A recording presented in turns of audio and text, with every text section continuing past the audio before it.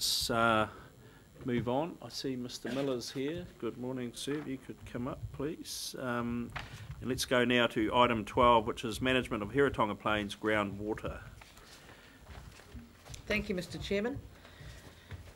This paper is the is an action arising out of the discussion that was held at the council meeting on the 26th of August that had actually arisen from a notice of motion that was originally prepared by Councillor Bevan around the potential how the groundwater, Heretaunga Plains groundwater resource should best be managed between now and when the tank process is concluded. And one of the resolutions from last month is at the top of the paper, and it says that Council resolved and instructs staff that all newly granted water consents, or variations of those, be advised to applicants as Class B water until such time as the tank process recommends a volume of extra water available and any hierarchy of priorities.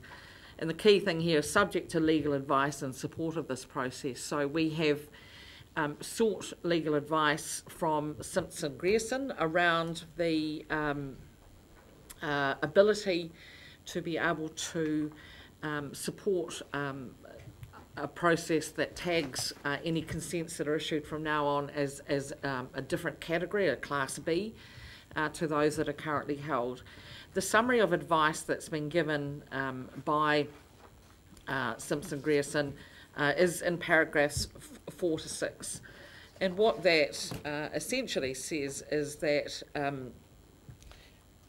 from their reading and understanding of the situation, there's no clear evidence that such an approach is necessary to avoid adverse effects. In other words, that there's no evidence that the groundwater aquifers are being managed unsustainably, and given that their ultimate concern is that imposing a Class B type of category on a groundwater consent is not defensible under the current regime. The legal opinion does, however, go on to talk really about, look at the options that Council is currently operating or has the ability to operate under, and I'm going to get Mr. Miller to talk in a bit more detail about those. Welcome. Thank you, Mr. Chair. The question we partly asked was, if we can do this, how do we do it in terms of creating a Class B? The answer was really, it's not. We don't support that approach. But they did go on to say, here's some things that you could do, partly in answer to the question of how would we implement it, but really what it led to was it would be better to do it through a plan change. So, and then in asking that question, we said, well, if you implement a plan change and it creates an allocation regime which indicates that it is over-allocated, how do we change those consents? By review or by review and duration were really the two elements that were identified, and so we've got to be difficult to say you are last on, so you're first off and you're entirely off. So the second advice option really that they present is duration. Consider the duration, and if in time we get a change to the plan, it's fully allocated, it's when consents expire that we would. Paragraph 6 of this report and of the legal opinion. If a plan change resulted in maximum or minimum levels or flows or rates of use of water, the Council could initiate a review of any existing water permits under section 1281B of the RMA, whether or not more recently granted consents had been marked differently. The Council has the ability to make rules that allocate water and some flexibility in the manner in which it allocates water. So we were asking, can the Council, through plan change and through Schedule 1, create the allocation limits which could set a limit in time and go back and say the ones that are issued post-September 2015 are going to be dealt with differently to the ones that were issued prior to September 2015? And can they distinguish use? And what they're indicating is that there's reasonable flexibility that the council has in how it decides to allocate the water resource once it's done it through a plan change and through Schedule 1. So Schedule 1 particularly allows the whole assessment of values, the Section 32, the costs and benefits, all to be considered, and it allows for submitters, the whole community, to have its say on the plan change. So there is input into that process at that time. So the emphasis of this decision is really, as I read it, is it's not defensible to simply put a mark in time without basically the scientific evidence to say it's necessary. But there is a plan change process that you can take, and it can probably bring you to the same conclusion in time.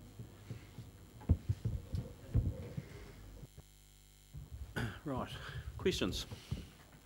Councillor Barker. Thank you for the report, and I've read the legal opinion. What I can't quite get my head to, it's not clear enough for me, is that it seems to me, to start with, it seems to me what the legal opinion is saying, that all water users is to be treated by the council equally, that you can't have an A and a B team. So that the people coming on second can't be treated significantly different from the others. That's what it seems to be saying to me. And I was surprised about that, because in lots of work that we do, you have A and B shares and C shares in companies. You have people get certain rights, and then others come in afterwards, and as long as they know what they're getting, that there can be no argument about that. And I was really surprised at how they came down so firmly on that we couldn't do that easily. Could you explain that to me so it becomes a compelling argument in my head? What Simpson Grierson have said is that from their knowledge, and they have quite an extensive relationship with the Hawke's Bay Regional Council and certainly with our plans, and so from their knowledge of both our plan provisions and the work that we've undertaken to date, the scientific work I'm talking about, what they've concluded is there is no legally defensible reason for having effectively Class A and Class B water for groundwater takes out of the Heretaunga Plains aquifer. In other words, they can't see any evidence to date that the aquifer is being managed unsustainably, and therefore there's no legally defensible reason for us. We could face a challenge the first time a consent was issued that had a category, whether or not you call it Class B or whatever name you give to it.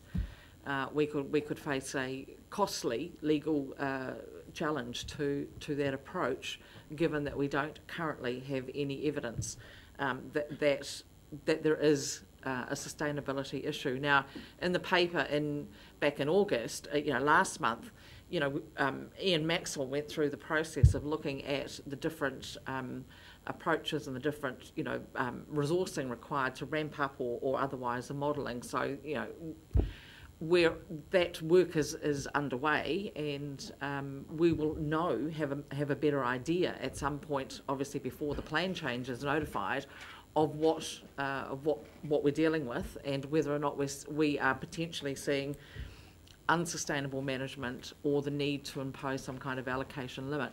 But what Simpson Grierson is saying is until that point is reached, if that point is ever reached, there is no justification legally for a Class B category. Okay, Councillor Pipe. Forgive me if I'm wrong, but I think this was really fired up by the concerns over water bottling. That was one of the issues that raised the concerns and raised the questions, I guess, about the use of the Heretaunga Plains groundwater. You mention, or it's in the summary of advice there, it talks about the council has the ability to make rules that allocate water and some flexibility in the manner in which it allocates water. Did I hear you correctly? You were saying about something about the use of that water? Can you just elaborate a wee bit on that, because that's the nub of, I think, of some of the people's concerns. Yeah, I did say use. That's sort of in discussion with the lawyers, Matt Conway. We talked to, he's come back and sort of cited the legislation which Section 31 or 34, I think it is, functions of councils, what they can do. They can allocate water, and there's reasonable discretion about how they go about that. I'm aware of plans in the South Island where, particularly the one that comes to mind is the Waitaki Regional Plan, where a special board was established to establish that plan, and in that plan they included allocation of water to different uses. And so they established a large allocation volume in the scale of Hawke's Bay, so it included hydro. So hydro was given a certain volume of the water, and other uses were given a share. So that's been done. So I talked to Matt about that example. He hasn't been very detailed in saying exactly how you split it, but he's just come back and said, yes, there's flexibility with the council as to how they look to allocate the resource and time. But it's through this plan change process that you have to do. So that allocation, excuse me, through you, Mr. Chair, so that allocation could get down to that detail of water bottling, for instance, being one of those areas. It could, but the Waitaki plan had a community water supply, industrial water use in different categories. It depends where you bracket water bottling or why you would choose to bracket that. But you could look at different. You could look at irrigation use. You could look at other uses and say, we've got a limited supply. Here's how, as a community, we've decided to allocate it. But I think the key point, Councillor, is that such an allocation or prioritising is done through the public plan development process and through community consultation. Councillor Scott. On that plan process, any detailed water allocation like that would be subject, would it not, to a fully public challengeable process, challengeable through the Environment Court? It'll be subject to the Schedule 1 process of the Resource Management exactly Act. that. Yeah. You happy to move? Happy to move 1 and 2. Seconder, you wish to speak? I do. I'm not surprised that Simpson Grierson have come up with this review, with this recommendation or opinion. You'll recall that Councillor Dick and myself argued very strongly against this at the time and said that it wasn't commercially reasonable. So now we know that it's not legally sustainable and would be subject to a battle, and I can assure you, you would get a battle if you did. If some of our growers went out there and bought 100 acres and you gave them a B share and said, and by the way, you're first off the traps. It's just not commercially, morally or legally defensible. So I'm really pleased that we have this. I think it's good that we had this. It's probably an expensive way of getting where we've got to. Mr. Chairman, I supported going down this because I think it was important for everyone to understand legally where our position is. But there is also quite a volume of case law out there of people who've tried to take the so-called precautionary approach and it's been challenged in the courts, and there's no support. You know, the court will not uphold anything like that. So this has stated it pretty clearly, and I agree with Councillor Graham. I think we needed this out there for people to understand it. It's there, and I'm pleased that we've got a definitive answer on this one. It's simply ultra vires to go down this track. Councillor Balfour. I'm going to propose an amendment. I'm not, and my amendment can be put up here, I guess, on the screen. Before you talk about it, let's get it up on the screen and then we'll second it. Okay. That's what we're doing? Yeah.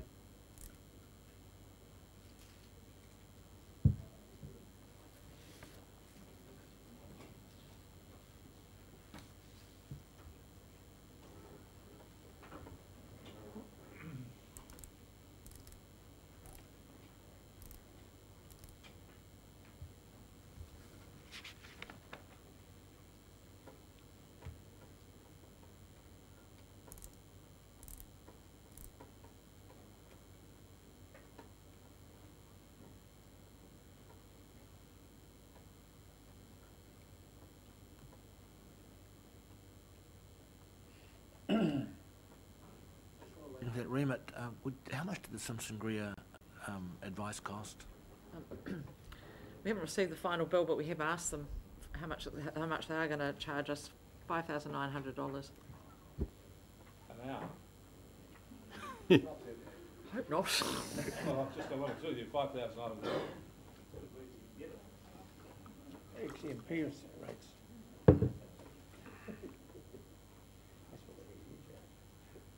Well, Oh, no.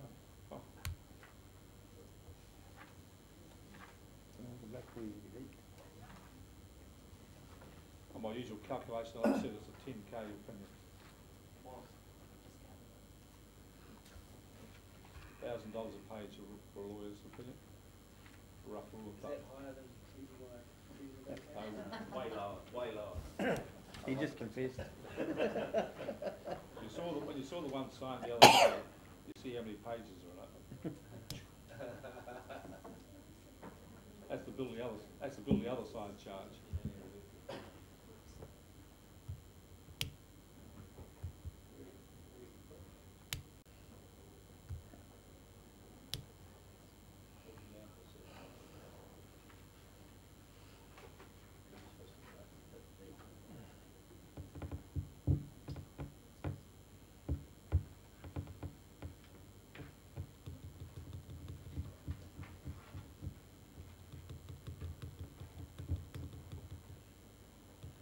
We've been expunged, Tom.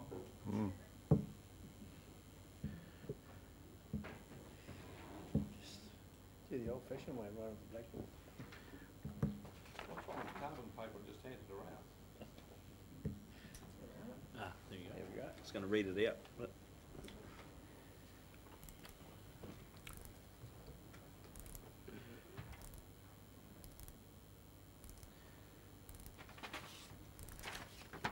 so the first recommendation stays the same. So what? Hang on, no, hang on. We haven't got a second yet. So just do another line down, Leanne, after implemented, because requests further exploration is an additional one, isn't it, councillor? Yeah. Yes, that's the third one. There's still 3 points. There, Yeah, there will be 3 points when it's Yeah. finished. Yeah, but it's just reading it easier, I think, on the screen, isn't it? But it's important what I've suggested about point 2. Yeah.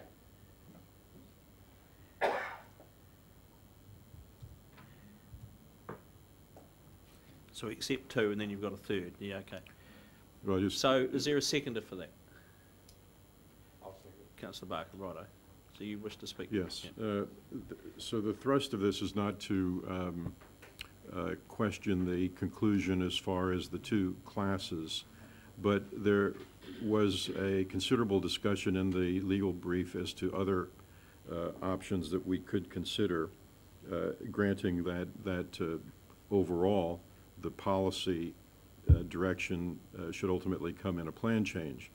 And in an exchange of correspondence that has been had between Peter Bevan and myself and Ian Maxwell about the legal opinion, Ian Maxwell concluded, I suspect that a well-worded review condition and an advised note is the best option, but I want to talk to Matt about this first. As you say, it hints at some things that are not as clear as I had hoped.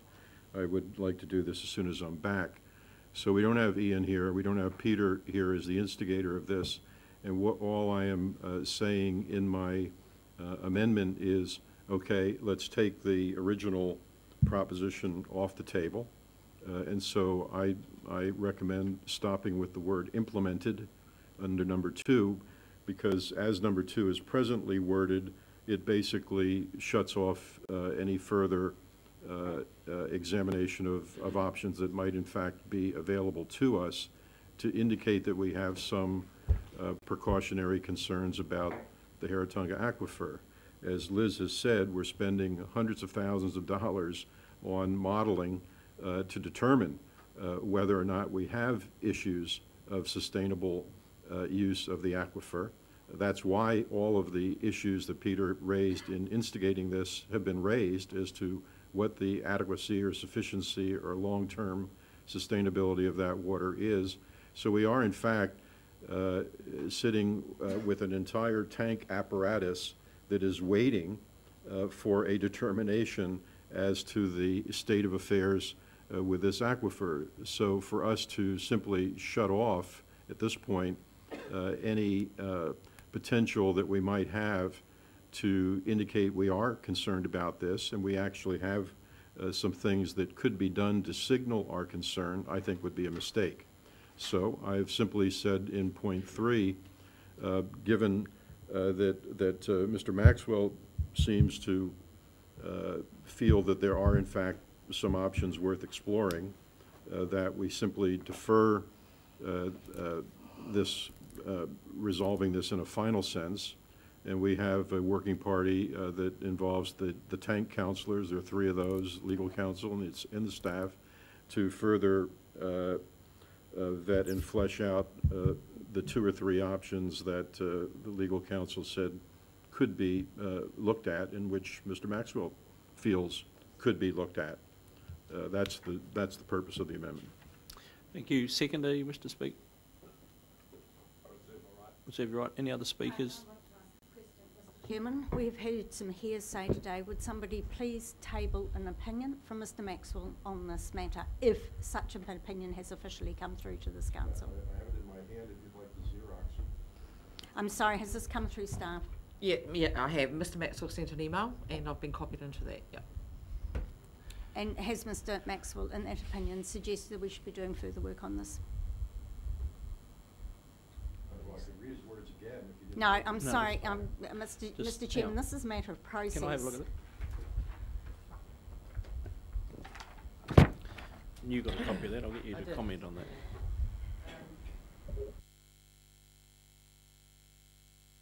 I'll read you the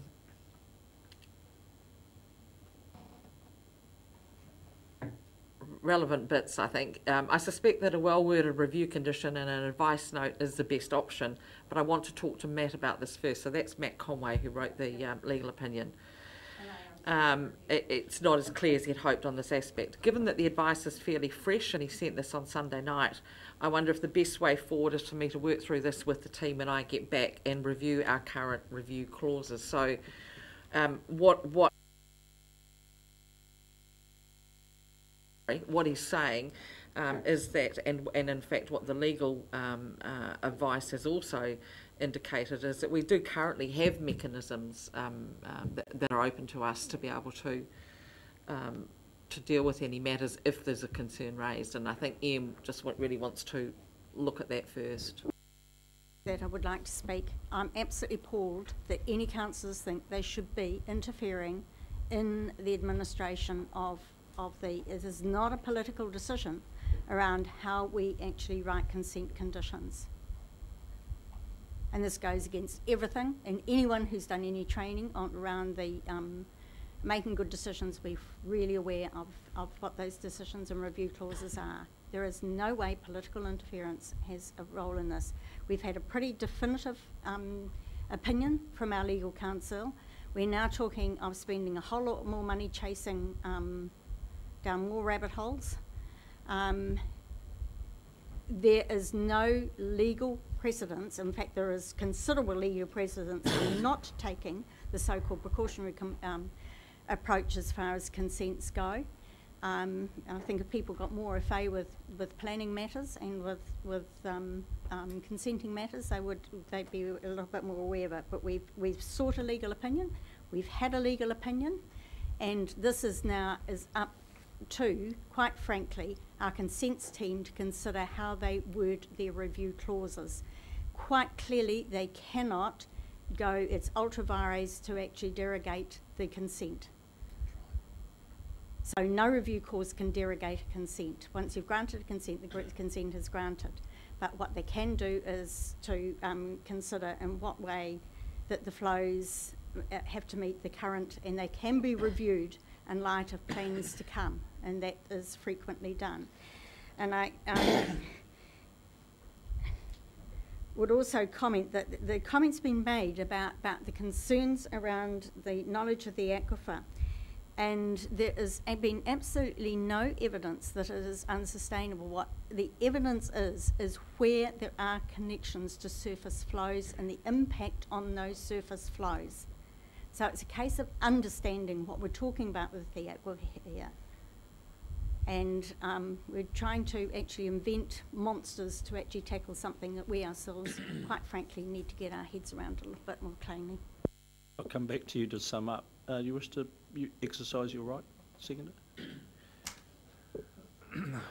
Yes, I'll make a couple of comments. I supported Tom's amendment because I thought we need to discuss the matter. It seems to me that the issues is this.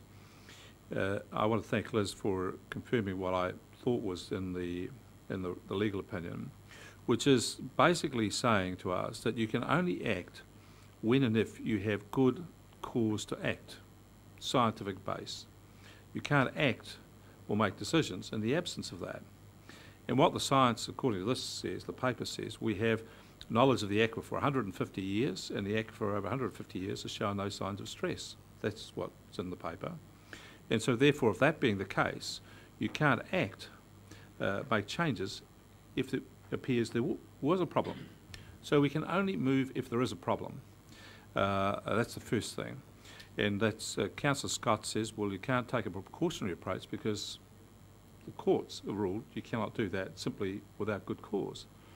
The second element of this, to me, is that what's being suggested here by having A and B allocations is that we're going to, in the event of a problem, we're going to have a choice of options.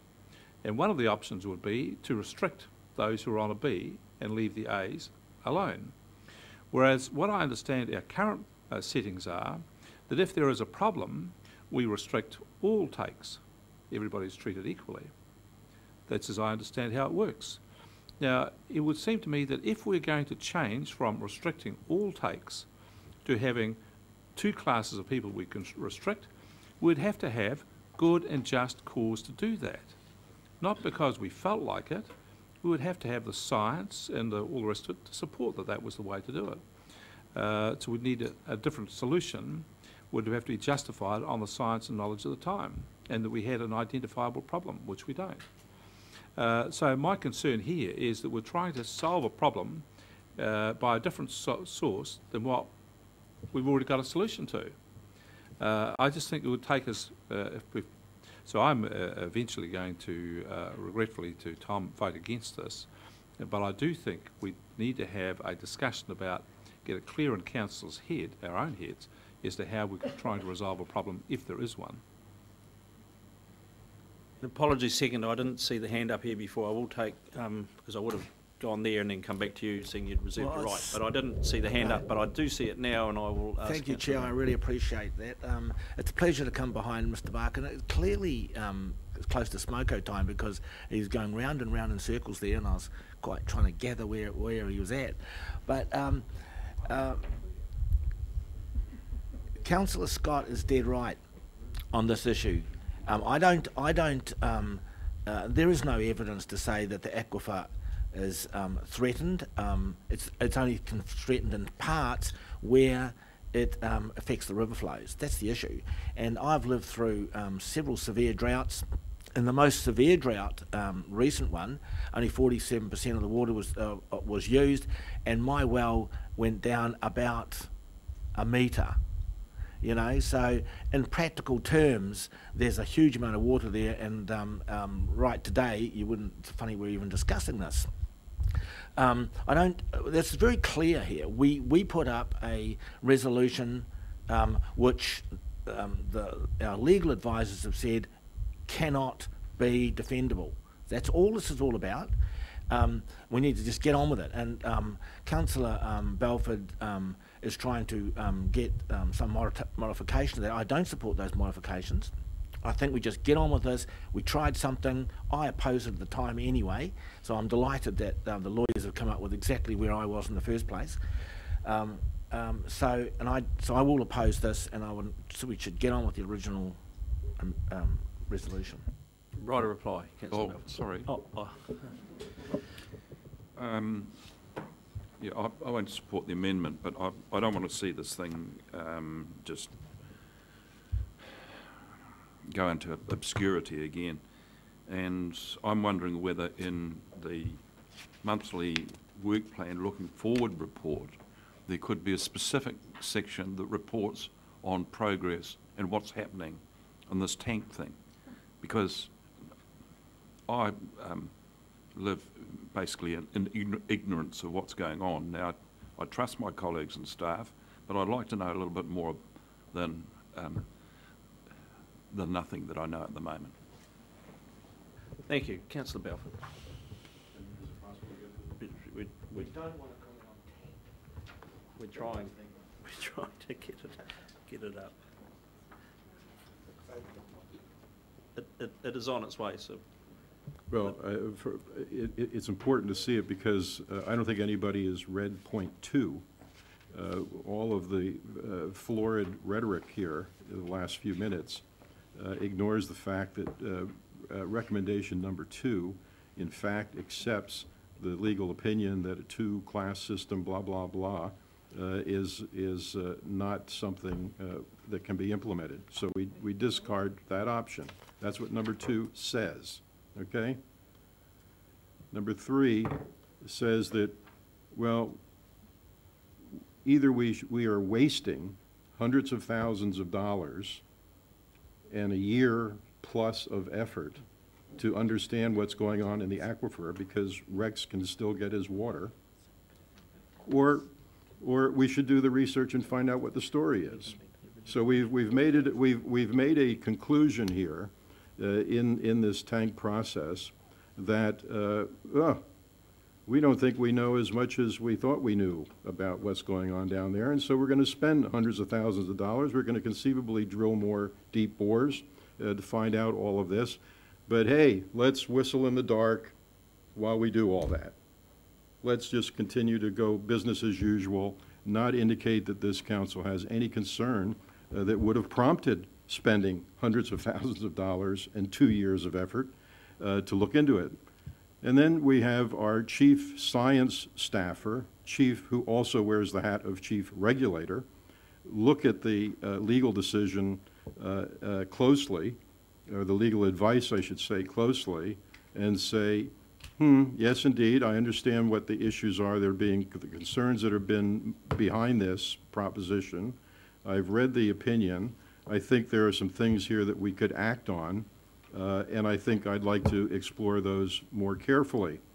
Now, Councillor Scott, who normally immediately endorses everything that comes out of the senior staff of this council, all of a sudden wants to reject it because she apparently has better scientific grounding. Order, and so forth. Councillor. There's no well, need to. that's what's going on here. No need to, Councillor. Predepose what someone's thinking.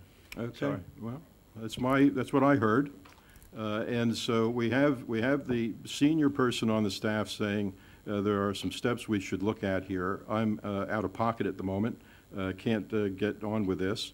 I've suggested a perfectly reasonable team of people to give some further thought to the matter, and that's all that's been proposed here.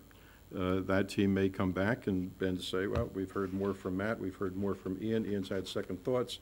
He's in fact recants what he has said here on further reflection, and that's the end of the story.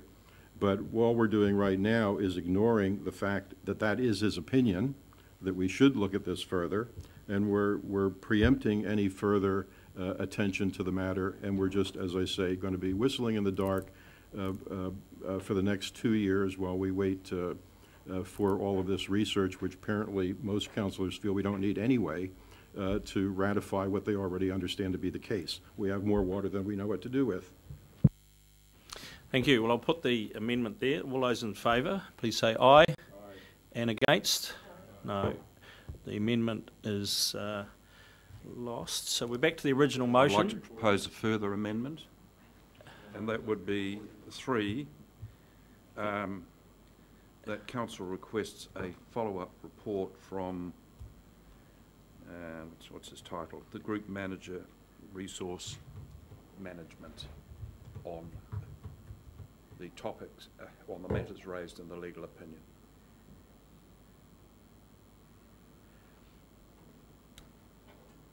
Is there a seconder?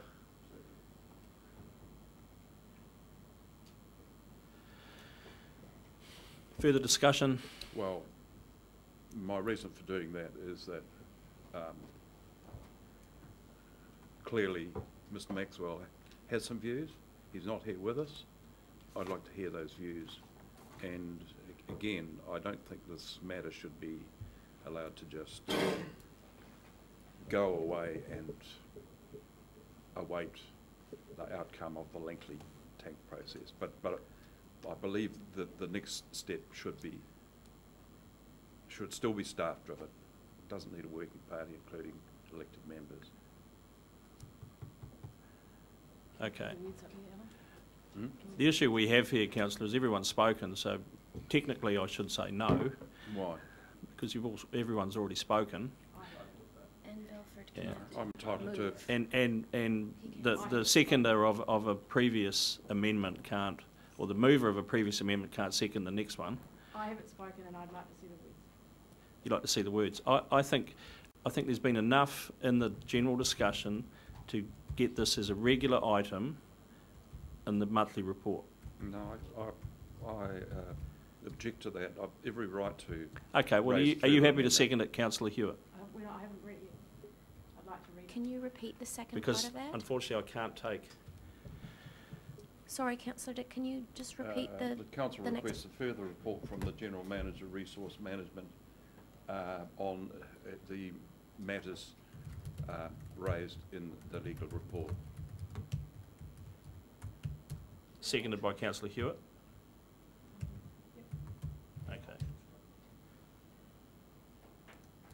So let's put that motion. Let's get on with this. All those in favour? Aye. Against? Carried. So that now becomes a substantive motion, Yep. which I will now put. All those in favour, please say aye. Aye. Contrary, no. Carried. Thank you. Right. Just going to have a cup of tea.